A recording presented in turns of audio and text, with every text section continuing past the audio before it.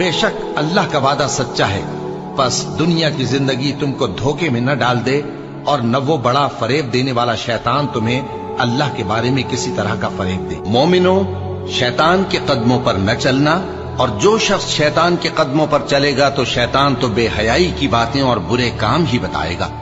اور اگر تم پر اللہ کا فضل اور اس کی مہربانی نہ ہوتی تو ایک شخص بھی تم میں پاک نہ ہو سکتا، مگر اللہ جس کو چاہتا ہے پاک کر دیتا ہے، اور اللہ سننے والا ہے، جاننے والا ہے۔ اور بعض لوگ ایسے ہیں جو اللہ کی شان میں علم کے بغیر جھگڑتے اور ہر شیطان سرکش کی پیروی کرتے ہیں، جس کے بارے میں لکھ دیا گیا ہے کہ جو اسے دوست رکھے گا تو وہ اس کو گمراہ کر دے گا اور دوزخ کے عذاب کا رستہ دکھائے گا۔ اور فضول خرچی سے مال نہ اڑاؤ، کہ فضول خرچی کرنے والے تو شیطان کے بھائی ہیں، اور شیطان اپنے پروردگار کی نعمتوں کا کفران کرنے والا یعنی ناشکرا ہے۔ اور کتاب میں ابراہیم کا ذکر کرو، بے شک وہ نہایت سچے تھے، پیغمبر تھے۔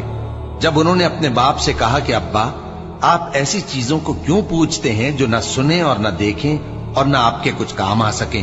ابا، مجھے ایسا علم ملا ہے جو آپ کو نہیں ملا، تو میرے ساتھ ہو جائیے، میں آپ کو سیدھی راہ پر لے چلوں گا۔ ابا، شیطان کی پوجا نہ کیجیے، بے شک شیطان اللہ کا نافرمان ہے۔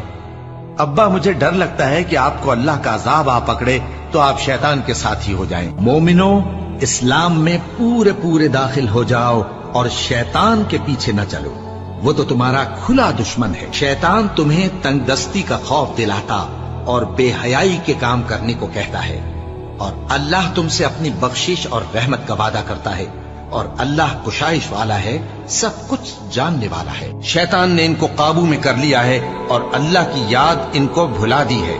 یہ لوگ شیطان کا ٹولہ ہے، اور سن رکھو کہ شیطان کا ٹولہ ہی نقصان اٹھانے والا ہے۔ اے آدم کی اولاد، کیا میں نے تم سے کہہ نہیں دیا تھا کہ شیطان کو نہ پوجنا، وہ تمہارا کھلا دشمن ہے، اور یہ کہ میری ہی عبادت کرنا یہی سیدھا رستہ ہے؟ اور اس نے تم میں سے بہت سی خلقت کو گمراہ کر دیا تھا، تو کیا تم سمجھتے نہیں تھے؟ اور مویشیوں میں بوجھ اٹھانے والے یعنی بڑے بڑے بھی پیدا کیے، اور زمین سے لگے ہوئے یعنی چھوٹے چھوٹے بھی۔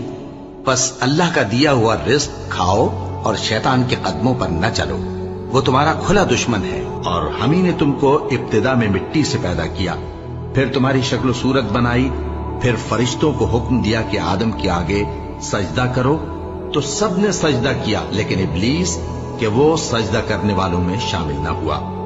اللہ نے فرمایا، جب میں نے تجھ کو بھی حکم دیا تھا تو کس چیز نے تجھے سجدہ کرنے سے باز رکھا؟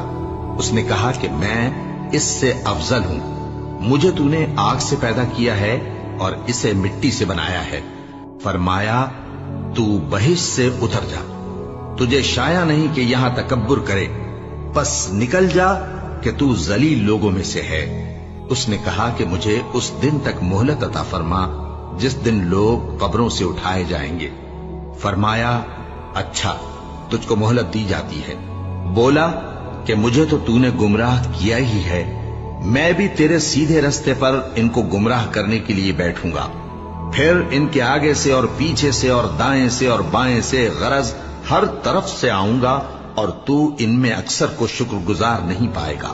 اللہ نے فرمایا، نکل جا یہاں سے پاجی مردود، جو لوگ ان میں سے تیری پیروی کریں گے میں ان کو اور تجھ کو جہنم میں ڈال کر تم سب سے جہنم کو بھر دوں گا۔